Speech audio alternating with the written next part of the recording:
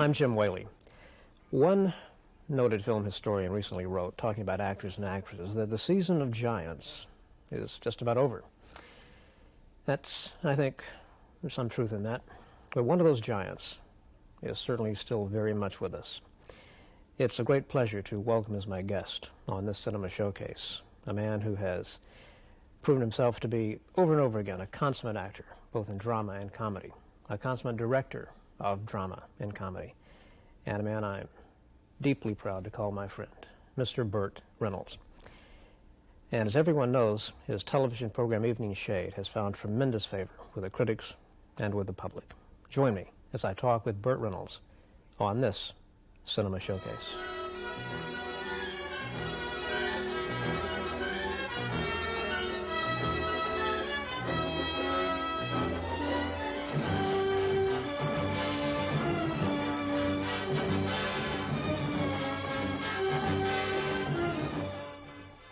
Thank you very much for joining Cinema Showcase, and join me right now in welcoming to the program once again, Burt Reynolds. Burt, I think I can safely say welcome home. I think so, Jim. I didn't realize that we'd visited as much as we have, and there's absolutely nothing to ask me except my shoe size. We've known each other so long, and boy, have we gone through some high highs and some low lows together, huh? Indeed, we have. I was, in fact, counting up, and this is our 25th visit. Now, I apologize for not having a cake, so maybe we can save that for our 26th. No, well, let's save it for our 50th. 50th, all right. Yeah. All right. You have been, for the last number of weeks, perhaps several months, involved in a truly extraordinary event, and one which I understand will continue, and that is An Evening with Burt Reynolds, which is a one-man show, which I've got to tell you absolutely knocked me out. It was a truly, truly memorable occasion. What was the genesis for this show? I really think it started. Storytelling is sort of an old Southern tradition and has kind of gone by the wayside a little bit. But when I was dating Dinah Shore early on in our relationship, I found myself way over my head socially, and I was with people like Jack Benny and David Niven and Peter Ustinov and Cary Grant, etc., and they were all extraordinary storytellers. And I was too young to be scared and too dumb to be scared. So my turn came, and I would tell a story. And part of the fact that I was sort of accepted as a storyteller with these giants, and Niven, who in my estimation was the very best of them, told me after we became very, very close friends, and he said, "Promise me someday you'll go on the stage and tell stories, whether it be about your growing up in the South and your early days as an actor in New York or whatever." And then a long time went by, obviously, and then I had adopted a young son 2.5 years ago. And I wanted to do something this summer that was kind of brave, you know, and nothing braver than a one-man show. And I didn't know that it was a play. I mean, I thought it was a play, but I didn't want to do a slideshow. I didn't want to do a seminar. And I'm not Henry Fonda or Jimmy Stewart. I didn't have the backlog of films to talk about that they could talk about for a couple of hours. So what I really found out was that the play was about a young man who needed desperately to be told that he was a grown-up. And we have a saying in the South that no man is a man until his father tells him he is, and mine didn't tell me until I was about 43. So I was a little goofy till then, and I had a string of surrogate fathers who were quite extraordinary. Ricardo Montalban, Milburn Stone, and Jackie Gleason, a few. And I talk about that, and then I realized it was actually, we had the show mounted, and we were on about the 6th city. And I was standing in the middle of the stage, and it hit me like a bolt of lightning that that's why I had to do this play, because it was full circle back to my son, and how enormously important it was not only to tell him that I loved him and to hug him and kiss him, which we didn't do growing up, but when he did, or when he does, if I'm not on the walker, when he gets to be old enough, when he's 21 or 22 or whenever he becomes a man, I'm going to tell him. And it's real important. It's real important that you, someone you respect and love, says you're an adult now. That is so true. What is, I think, phenomenal to me, there have been so few, in fact you can count on one hand, I think, the number of one-man shows, one-woman shows, one-person shows that are able to captivate an audience. Your good friend Hal Holbrook certainly can do it, as Mark Twain. James Whitmore has done it. Definitely. A good friend of mine, Pat Carroll, has done it on stage. But you come out, and for 2 hours, you hold that audience literally spellbound. And I think it's a combination, to me, of not only being a gifted storyteller, I think one of the best, and as I've said before many times, one of our very best actors. But you have this uncanny ability to make contact, it seems, with everybody in that audience, whether you're actually making contact or not. And I wonder if this is something that that you've given much thought to the fact that you've had this kind of tremendous response to the show. And it must be devilishly difficult, though, to go out there and, I mean, you know, if you, I don't want to say forget a line, because you can always improvise something, I suppose, but you don't have anybody to fall back on. It's you. It is doing a triple without a net. And but to be truthful, no, I'm not nervous about that. I don't know what that is. That sense of feeling an audience, and I've always been able to do that. I can always feel them when they're moving away, and I can feel them when they're coming back. And I also, well, Mr. Sinatra says that you have to make a 7,000-seat arena into a saloon. My job is to turn a 2,000-seat theater into my living room. Mm-hmm. And I am speaking to everybody there, and I do break the fourth wall and make eye contact occasionally, but also I think that part of it is that each story that I tell is, if this makes any sense, is happening at the moment for me. I mean, it's like, you know, I don't even think I do it that well as an actor, but I do have the ability to, and sometimes it's very painful, to go to the moment of the time that it happened. And if I can take you with me to that moment, then we go through the experience together. Mm. And then if we come out the other side laughing, we laugh together. If we come out the other side crying, we cry together. And that really is the essence of a good storyteller.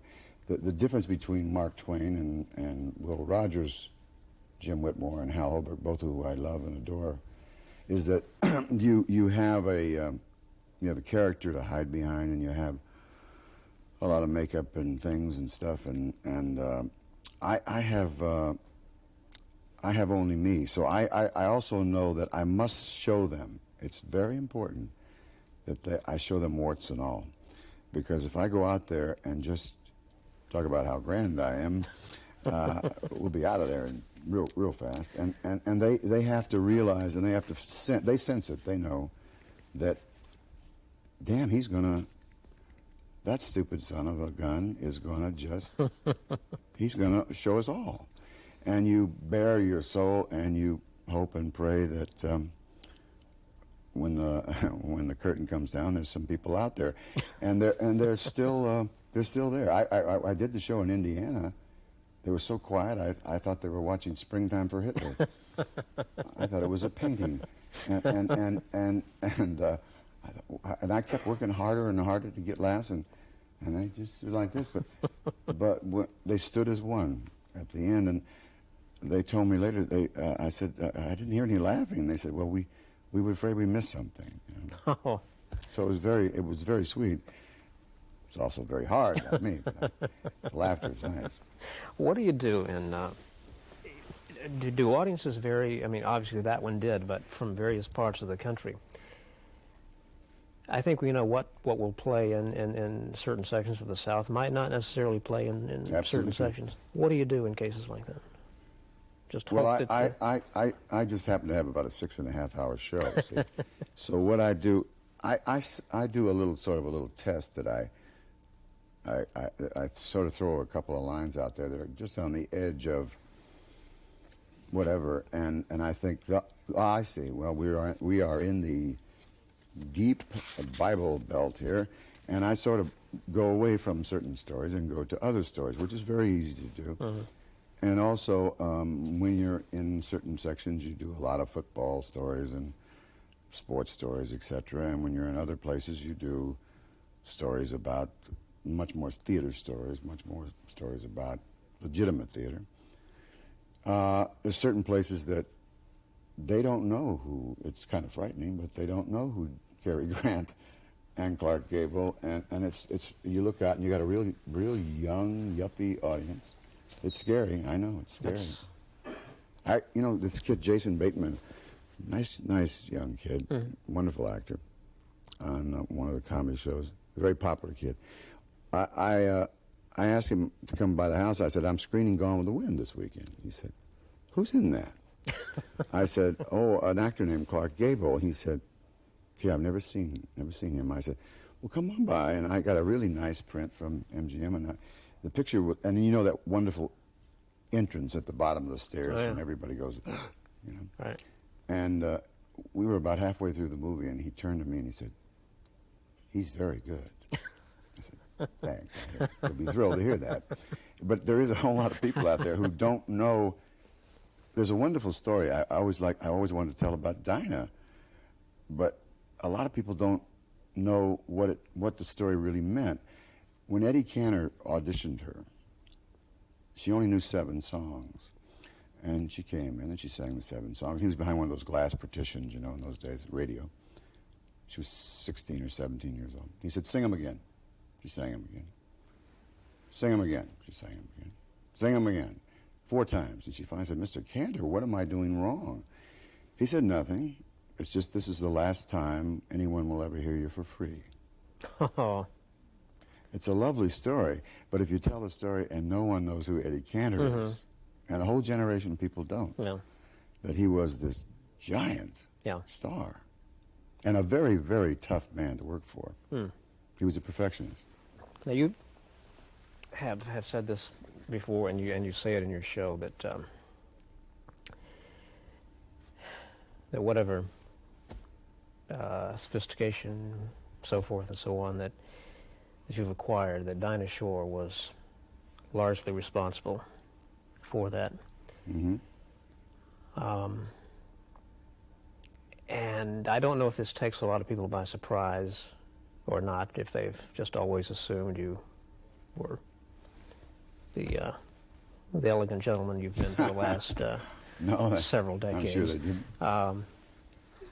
But you know, stories like the one you told about Miss Shore, I think, need to be told, because this is a lady I've admired for a long time. One of our greatest entertainers. Jim, there was a time, God, it's hard to believe now, but there was a time when she hugged Nat King Cole and was canceled in this state and 11 other southern states the following week. And what she did was they came to her and said, well, what are we going to do? And she said, I'll tell you what we're going to do. We're going to book Nat King Cole next week, Ella Fitzgerald the following week, Mahalia Jackson the following week, and I'm going to kiss and hug and you guys, I don't think she'd say go to hell because she probably didn't. And each state slowly picked up and came back. It's frightening, though, that there was a time for that, and that Dinah was one of the people. There was a magazine called you remember Confidential, Yeah. which was a forerunner to the National Enquirer, but it was a magazine. It eventually, because that was a different time, they put it out of business. There was a big story that she was half black. Her reaction to that was, boy, am I thrilled. I'm thrilled that I can, that's where this voice, that you people think that. I mean, she was an incredible lady.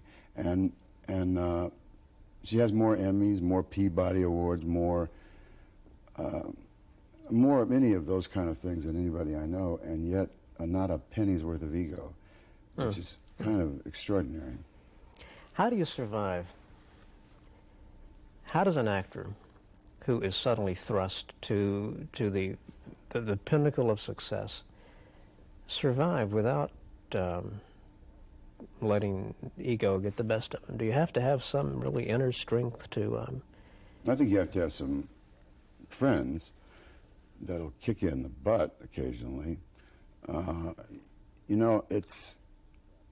It's very easy to fall into a trap where every single person around you agrees with every single thing you say. And I see guys with, Eddie Murphy has a bus for him and a bus for his bodyguards. And there's 21 people standing around, and I don't think any of them disagree with him. I think one of the reasons that Elvis never grew. And I loved Elvis. We were exactly the same age, and he always called me sir. But I think you are an accumulation of your friends, you're on an island with Jerry Lewis for 8 years, you're talking like that, something. Elvis took these guys who all went to about the 8th grade, and all who he paid whatever $1,000 a week or whatever to be his friends. And Elvis couldn't talk about anything other than got a new Chrysler, carburetor and stuff. But nobody took him to an art gallery. And the tragedy is that Kazan wanted him for Sweet Bird of Youth, and he would have been wonderful because he was a good actor. Yeah. But he never did a movie that was over 4 weeks long, and he sang 12 songs in it. That's right. And so we'll never know. And I don't think, I'd be pretty darn sure he wouldn't have died if he would have had an outlet. See, because he loved and idolized actors. And he thought that they thought he was a joke. I think about the last chance Elvis had was, I believe, that Streisand wanted him to co-star with her in A Star Is Born. She did. Instead of He'd have Christopherson. been brilliant. And he would have. And that was about the last chance he. See, he never had a director. He never had a director. Yeah. He had those guys, those 4-week wonder guys. Right. And he never had a script. I think probably the closest thing to a good script he had maybe was the first picture he ever did, Love Me Tender, because it was at least produced by a kind of classy guy. And he didn't quite know what was going on. And no offense to Richard Egan and Deborah Paget, but he wasn't surrounded, by actors of certain caliber. And acting is no different than tennis. If your tennis game, if you play somebody just as good as you or less than you don't get better. Elvis never had a Charlie Durning across the table from him, or a Hal Holbrook, or a Ned Beatty, and the ball comes back between your eyes, and you better get your racket up. He had a lot of pretty little girls and a lot of guys that were cute. But quite honestly, he never really had actors Yeah. around him. And he never, which is more important than that, on film, he never had a great director. And directing is a film, as you know, it's a director's medium. Sure. In fact, good point to bring up that as a director, I think you're one of the best we've got. And in fact, I think and I've got to tell you, I think Sharky's Machine is probably still my favorite. When action films are mentioned, I think any intelligent person has to put this movie on their all-time top 10 list, because everything seemed to work in that film and work brilliantly. Well, thank you, first of all. But I found out something about that film which I didn't know, and I was tremendously pleased and honored. It was copied in France, frame for frame, with Jean-Paul Belmondo. Really? Mm-hmm. Which I'm very flattered. I mean, you can't have a nicer compliment. And I'm thought of in France as a director before an actor. Also, I think the thing that makes me the proudest about that film is that you can watch it. I've watched it a lot with that sound off, still works, sound on. And I'm very, very proud of the music. Music was wonderfully done. Superbly done. And Atlanta, for those of you who are watching who are not in Atlanta, I've got to tell you, Atlanta has never looked quite so interesting, so atmospheric on film as in Sharky's Machine. I considered Atlanta one of the leading characters in the picture. And I also wanted it to look like Chicago. You didn't quite know where you were. Subways and things. And underground Atlanta, of course, helps a lot. Sure. It had and I remembered something that Mr. Wells told me, and it is true, I think. The first shot in the movie is the most important shot in the picture, and I tried to make the opening shot a wild one. And if you look at, as you have, and good film historians, Touch of Evil, that's about as good a first shot as you'll ever see. The opening shot in Touch of Evil, my goodness. I used to go at lunch with him once a month.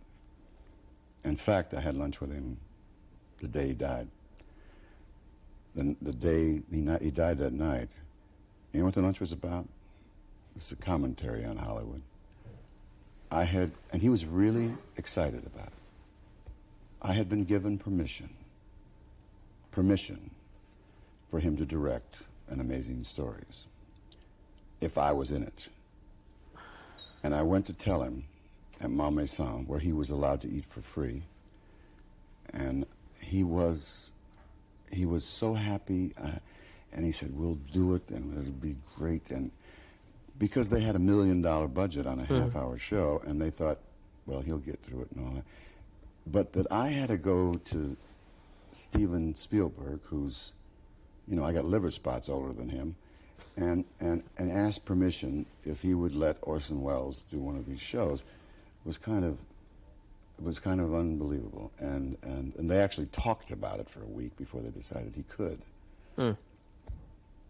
It's staggering that the town does that, If you could single out one person who has influenced you the most, either as an actor, as a director, as a person, God, what a big question that might turn out to be, but could you narrow it down to one or two? Well, certainly Dinah, in terms of when I call what my Dinah bag. I reach in my Dinah bag when I'm in trouble about. Well, I get down on certain things, and I try to find some. I try to figure out a way to handle this with class and dignity instead of choking the person to death, and so I look in my Dinah bag for that. But in terms of conduct on a set, I think that I'd have to say Ricardo Montalban, exemplary conduct. Gable, the little bit that I saw of him, extraordinary. In terms of attention to the words, in terms of concentrating about the words and caring about the words, which didn't used to be that important to me, I learned from Sally Field. Sally was extraordinary at picking great scripts. I don't know where she learned that, because she couldn't have learned it on Gidget. But when she brought Norma Ray and handed it to me to read, I read it, and she said, "What do you think?" And I said, "The envelope, please." It was that good a script. I've only read, in my entire career, I've read 3 scripts like that, one of which I turned down, and you can hit me with anything you want. What was it? Well, it was James Brooks' film, and Jack Nicholson played the part, and Jim wrote it for me, and I didn't do it because I promised somebody else that I would do a film for him, and he would have lost his film and all that, and I lost a lot too, but that's all right. You know, you can't think back about those. But Paper Moon was a perfect script. Yeah. One Flew Over the Cuckoo's Nest was a perfect script. And Norma Ray was a perfect script. Deliverance came awfully close, I've got to tell you that. I can't believe a half hour has gone by. Well, I enjoyed it, as always. And you know something, I say in the show, the hardest thing to teach young actors to do is to listen. Because sometimes your best moments are not when you're talking. And there's only 2 guys that I've ever known that listen. That's you and Mr. Carson, who's about to retire, so you got it all yourself, pal. Well, I can't tell you how that makes me feel. That's true. May I just say, out of doing this show, as long as I've been doing it, and I hope I can say this with 1/10 the sincerity that sits behind it, out of the hundreds of shows that I've done, I have never met a finer actor, but more importantly, a finer human being. And I hope we're both here to do our 50th show. So do I. Burt, thanks so much. Thank you, Jim. Okay. God bless you. My thanks to all of you. Until next time, good night.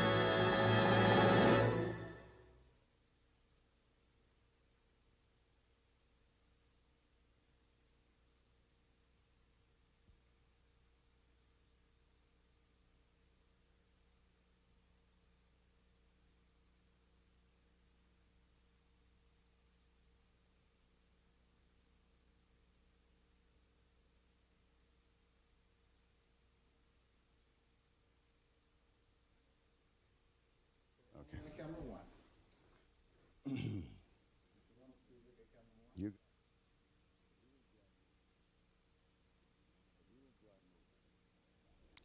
If you enjoy movies and you want to hear someone who knows more about them than I do, for sure, watch this PBS station and Jim Whaley. You'll have a good time.